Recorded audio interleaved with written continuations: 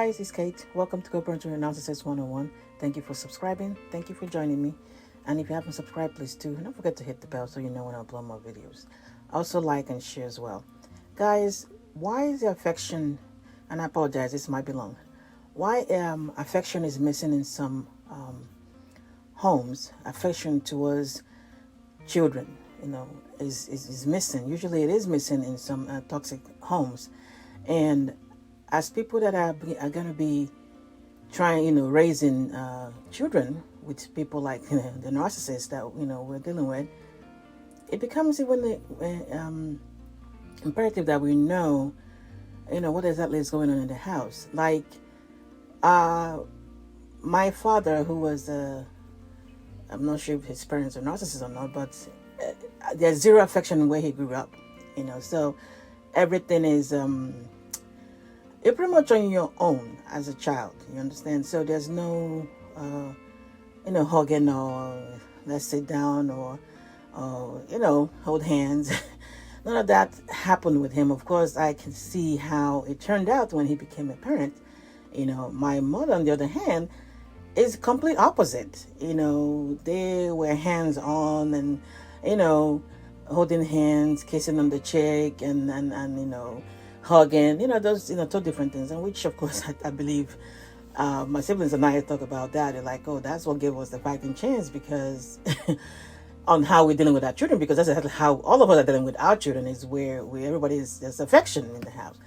So looking at him and at his life and some people too that I've met, adults that I've met, I can see how that affected him as an adult because I mean, either you, like me, were exposed to something like that, or you've seen people that are deeply affected by what happened during growing up, where this was not existent, and you realize that in almost those kind of households that everybody is assumed to be an adult, no matter how old you are. Everybody's assumed to be an adult, and typically, which like my father is in his house was a. Showing affection means that you're spoiling the child. You're sparing the rod and spoiling the child. So it equates to that. Like you can't discipline a child and still love a child.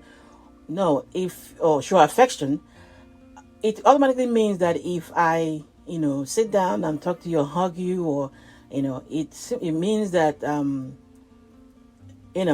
being lenient on you, that, I'm letting you get away, like I'm spoiling you. That's pretty much how those kind of households are. So affection equals showing affection to a child equals you not having some kind of control or discipline, or it means that you're spoiling the child. It simply means it like that. And everybody's expected to be an adult in that, as a parent, I provide shelter and I'm giving you food, but that's it. You are expected to handle yourself from there on.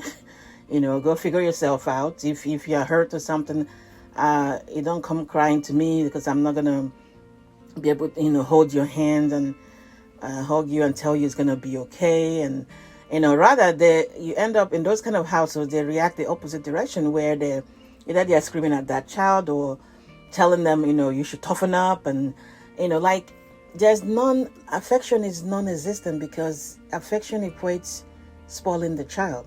That's exactly how they see it. It's equating the child. So because of that, every child in that household is treated as an adult. So there's not really any childhood per se. Everybody is an adult to have the same adult responsibility, which means you have the same adult kind of thinking. And that's not true. A 9-year-old is not going to think like a 30-year-old, So, but in a toxic household, they pretty much put that expectation on you.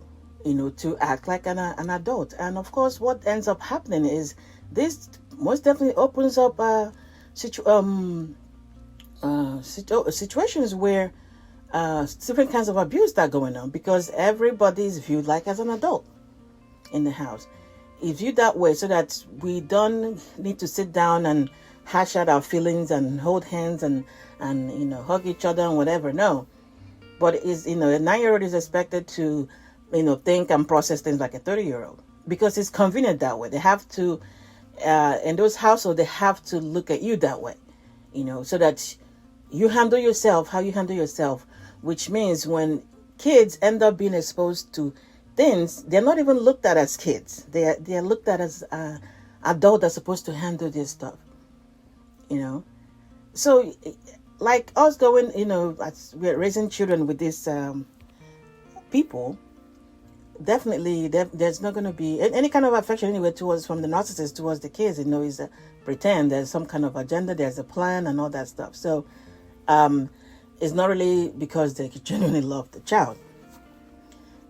So us, raising kids with these people is it becomes imperative, like I said, for us on that own end to pretty much you're going to hold the bag on that end as well, where you don't believe that showing affection to the child, is equals to you spoiling the child. You're sparing the rod and spoiling the child, or treating the child as an adult when the child is a child, to have that for a child to have a child a childhood.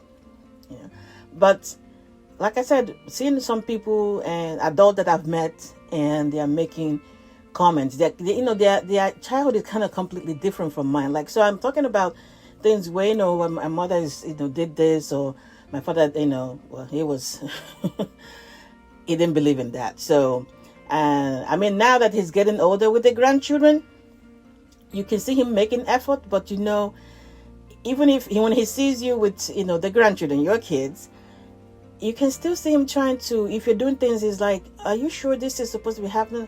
And you're like, Dad, as a kid, that's what they do. This is what they need at this time. So he's looking at that you probably give them too much toys, or you give them too much this, and you guys got to keep an eye on this. You don't want the children to run loose, and all that to be maybe simply you trying to have a conversation with a kid, and in a trying to reason like a kid, talk to them, so those things to him, where he come from, is looked at you as you not being a parent, like you're spoiling the child pretty much. So now that he's older, he's doing the best. You can see him, like I said, you see him trying. But when we're growing up, that is a no-no. And because my mother had abundance of this, so we never really felt, I mean, we see it. That's, as we're getting older, you see like it's hard for him to, sit down and talk to you, or hold your hand or hug you, like. But my mom was, had more than doubled enough for both of them. So none of us felt it. And as all of us are raising our children now, we see that that's exactly how my mother is how we are with the children. It's affection. You sit down, kids open, coming to talk to you. They're not scared of you, that, you be frowning, which is what, my father, that's how he grew up. That's how he grew up. At 9, if he does anything in his house at 9 years old, they'll punish him like he's 30. They might deny food, or they might told to, stay outside the house, go somewhere else and stay, so you get punishment like he's an adult, because in those kind of toxic household, everybody's raised as you assume you're expected to be an adult, because it's easier to handle that way. If all I say, okay, you go do your thing, figure yourself out. If you have any issues, deal with it. You're an adult, you can figure it out. I don't need to hold your hand or sit down and hug you and let's hash it out. We don't do that, And some households, that's how it is. There's, like I said, affection equals spoiling the child, and everybody needs to be treated as an adult. And unfortunately, this exposes kids to, adult situation, because when a child gets abused in the house, or, physically or sexually or otherwise, yes, there is expectation that a child is supposed to be an adult. Because if you're looking at the child as a child, there's things that you're not supposed to do. But in those kind of toxic house, people end up, like I said, looking at children as adults, and then let adult situations happen. And like I said, some people that I talk to now, that's some of the stuff that they experience in those kind of households, and it boils down to everybody's on their own.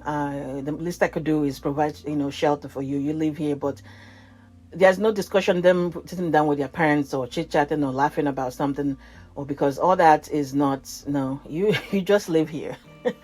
You live here, and I provide all this for you. So that's the if you're crying and coming up, that you don't come to me. You find those people don't really go to, because when they approach those kind of people in the house, all they're gonna get is judgment. There's no, like I said, because they are looking at them as adults that's supposed to handle their situation. So they can't approach a parent in the house, because all the parent would do is judge them, because they believe if we do it that way, we're not spoiling you, we're toughening you up and all that stuff. So there's lack of affection in those kind of a toxic household, where the child ends up not having any kind of childhood, because you are an adult. They look at you as an adult, and if we relax a little bit, if we hug you too much, or if we hug you a little bit, it means that you're being spoiled. You're being spoiled. There are really households like that, where pretty much that's it. Like I said, that's my father grew up in. That's my dad. He grew up in a household like that. And if had it been my mother wasn't the one that grew up the complete opposite, which I don't know how they end up being married, but hey, we ended up with a narcissist too. So I don't know. But if had it been she wasn't like that, I don't know. Like I said, me and my siblings talk about it. Like that gave us a chance, because how will we be relating to our kids if to him all he knows is that you do your own stuff, handle your stuff. If you do something, they'll be punished as an adult. Like you're 30-year-old, that's how exactly you're going to punish. It doesn't matter that you're 9 or 10. So when you have two people in the house like that, of course the child has no chance really. And what ends up happening is that they run outside to the street to find that kind of affection somewhere. Since it can't be provided in the house, because if they open their mouth to seek some kind of feelings from you, or sit down and talk to them, or hold your hand and say, okay, know what, it's going to be okay. Let's, you're going to do this and do that. Then they're not going to, they're not coming in to tell you anything, because all they go get is judgments. And like I said, I have adults, the people that I work with, that every so often, you have people make comments from something that happened around 9 or 10. And one thing is they have one thing in common. There's no affection in the house. They never experienced that. They don't know what it is. So, and what do you think they end up doing? If they end up with, the same type of person, the thing continues. And the circle continues. There's nobody there to break it and say, what, it's okay to show affection to your children. It's okay to say I love you every now and then. It's okay to hold your hands. It's okay to hug them every now and then. It's okay to sit down and say, what, yeah, that's going to be okay. Talk about it. Tell me about it. Without being judgmental and telling them you should know better and, like that. And then, those kind of things are okay to do. Some people never had that. And it continues. They keep doing it. If they don't, like I said, they don't have another parent to be in there and say, present another side of it, another option, another way to treat things like that, the kids end up raising their kids the same way. Where being affection towards your children, showing affection towards your children, sitting down, holding hands, saying I love you, talk to me, and it was you spoiling them. So you detach yourself from those, treat them, confidently treat everybody in the house like an adult, and eventually, everybody gets old and they have their own kids. They teach them. Because you can't teach, you can't give what you don't have. You can't pass what you do not have to your children. That's not. Yeah, the option might be there where you eventually learn and pick up things along the way, but majority of the time, what you didn't get, you don't know how to get it, you can't pass it along to the next generation. And of course, they pick up whatever you give them, move to the next one. So, reason why most toxic families, lack affection is everybody, they believe that being affection towards your children, it was you spoiling them.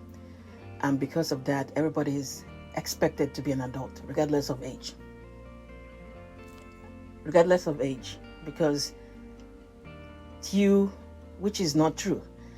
Having affection towards your children does not mean that you're spoiling them. There's obviously is a line. You know when they're doing something wrong, and when they're disciplined. So every showing affection does not equal you spoiling the children. But in a toxic household, that actually is what they believe. And as a result of that, everybody's expected to have the same sense and reasoning and knowledge as an adult. So everybody's expected to be an adult. And of course, like we said, what eventually ends up happening if they do not get what they need in the house, if they do not get what they need in the house, the child obviously ends up going outside to get that via different ways. Guys, get a hold of your mind and everything will fall into place. Take care.